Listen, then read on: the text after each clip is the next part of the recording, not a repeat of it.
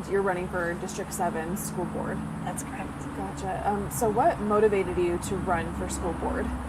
Well, I've been teaching for 24 years, 12 years within our public school system.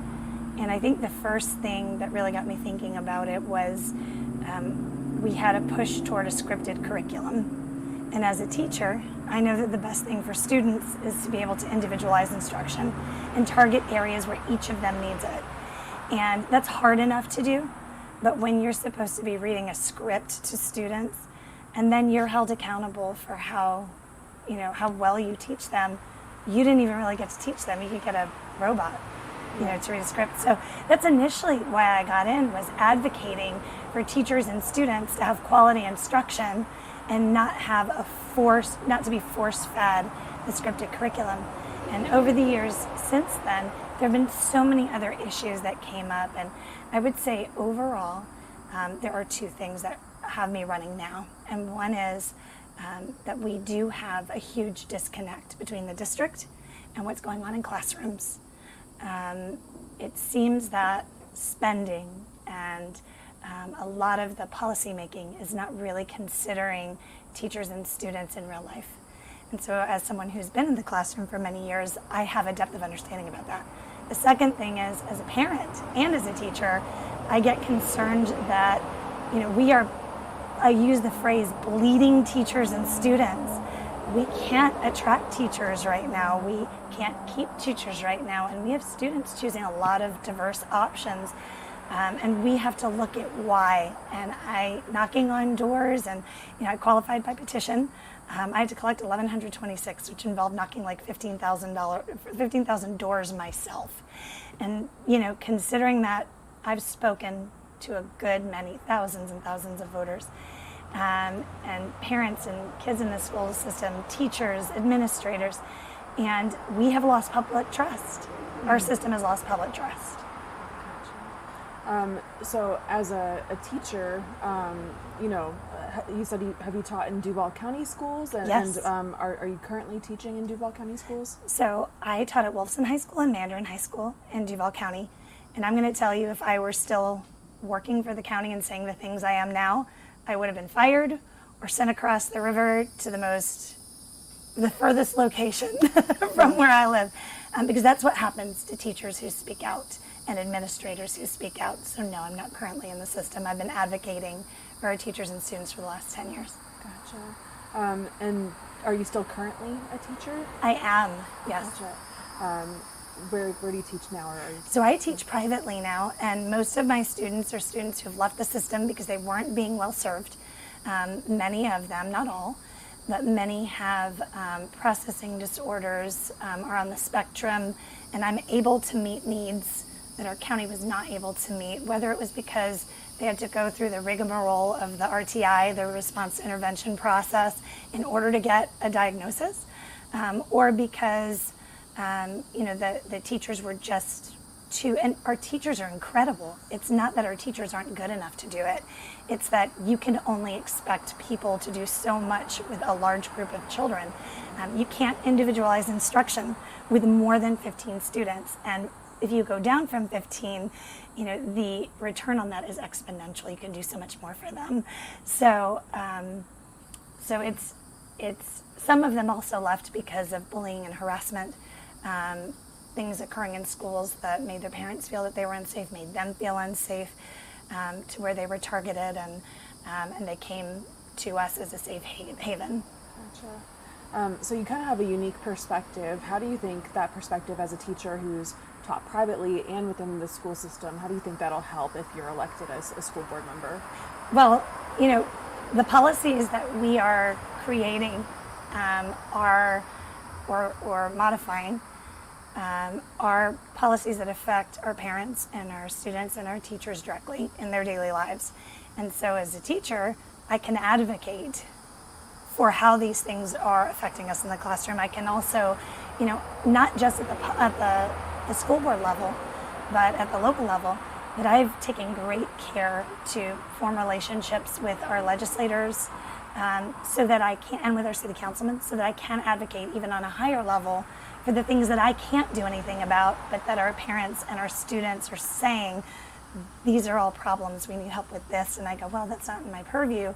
Rather than just say that, I can say, let me find the elected official for you and connect you, or let's have a meeting and see what can be done, on a higher level. Gotcha. So if you were to say your 3 platform points if you're elected, what would those look like if you're elected? So number 1, I'm concerned about the way that money is being spent. We are spending a lot of money. We have a $2.7 billion budget. That doesn't count the $1.6 billion for the collected by the half-penny sales tax. So that's just our operational budget. I have noticed that we are spending a lot of money on third-party contracts, that we have a bidding system that's not allowing for a lot of wiggle room with pricing. We are paying a lot more money than other counties in Florida for most of the things that we're spending money on. And so I feel like we can do a better job of watching our spending in general. So that's one. Number 2 is I want to build more transparency within the system. And I am, I'm not only for teachers or only for children or only for parents. I am for all of our stakeholders working together. So I'm running on a platform of, we need to support teachers. We need to have parents as involved as possible in the process, because we need parent support, and children who have parent support do better in school. And we have to listen to our teachers, listen to our administrators, and be honest about our problems as a district so that we can fix it. Because if we are not honest about problems, we don't acknowledge them, we can't address them. And we have so many community resources in businesses and nonprofits that are eager to jump in, even just private citizens who say, what can I do? There are so many teachers who have, lists on Amazon, and they're asking for help and support, and ordinary citizens jump in there and buy supplies for their classrooms, which they shouldn't have to do. And so I would love to see, the third thing is I want to be a very active representative that is educating on what's going on, what's going to be voted on, how are your school board members voting. I'd like to see a platform where all of that is very clear, very transparent, and very visible to our stakeholders. So I know, obviously, you said you've dealt with students who have left, just in your professional career, who have left the public school system for whatever reason. The school system points to losing a lot of students as part of their budget issues.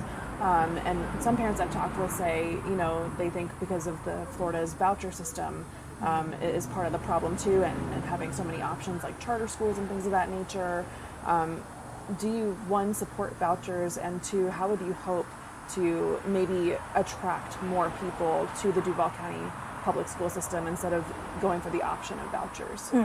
So I support students over any system every single day. And so I unapologetically support school choice, every option to parents. And I say to anyone who points to charter school monies and vouchers, the most convenient, economical, convenient way to educate your own children is to send them to your local public school or to a magnet school.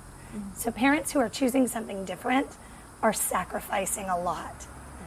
They're sacrificing the transportation, they're sacrificing food services, they're sacrificing that convenience of having everything taken care of for them.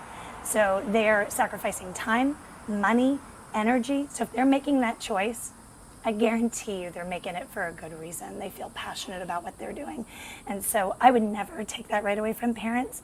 What I think we need to do is look at why are they leaving and fixing those problems and making our schools the best option for our children, because 80% of our children are still in them, regardless of the fact that some have chosen to leave. So for the ones who are there, we need the best public schools. How do we do that? We add incredible programming, and we already have some really great magnet programs, but there's so much more we can do in the way of vocational and technical education.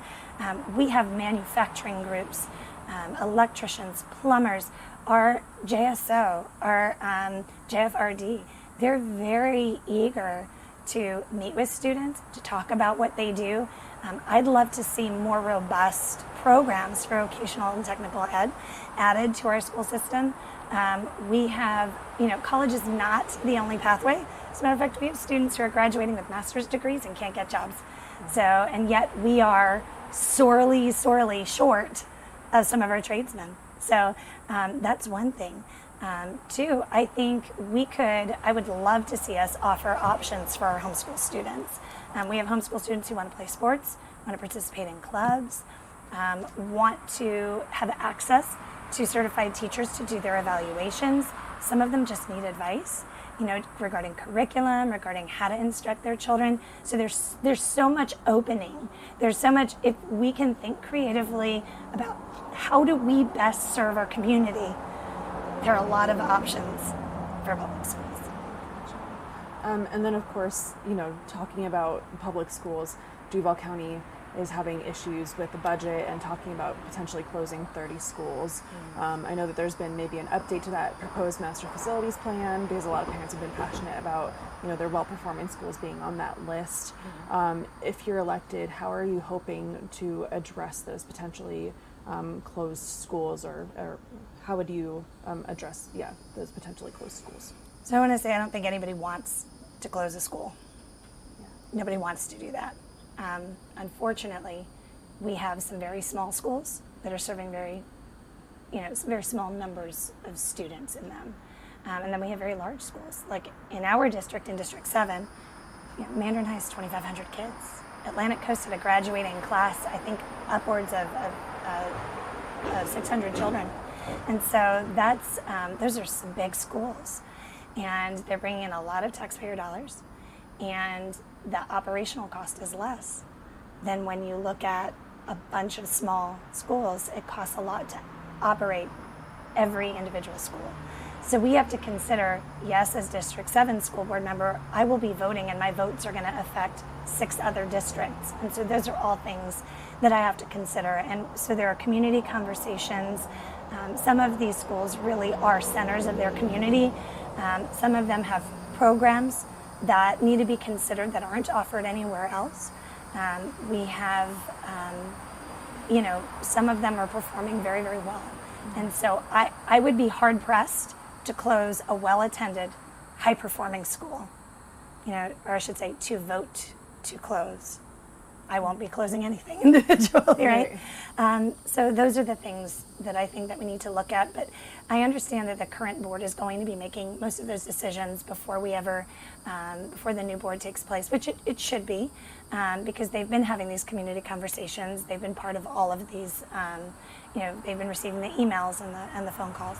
And so that's fair and that's right.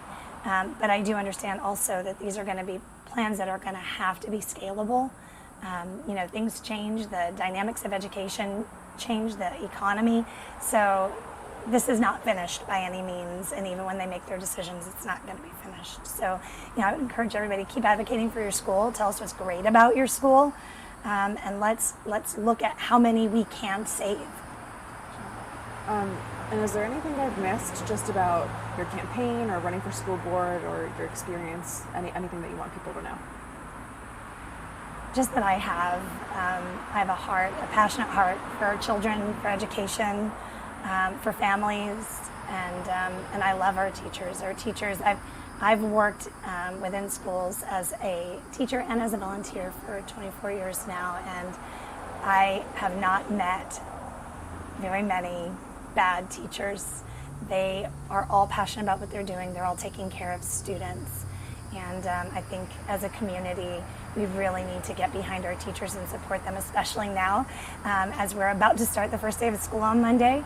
And so I'm encouraging on my Facebook wall, please, if you can, email your teachers on your child's schedule and ask, what can I bring in to help you, because we have students who show up, they don't have the materials, and teachers are forking money out of their own pockets, and they don't, they aren't making a lot of it. So we, as a community, need to make up the difference while we wait for the state and for our federal government to catch up on paying our teachers.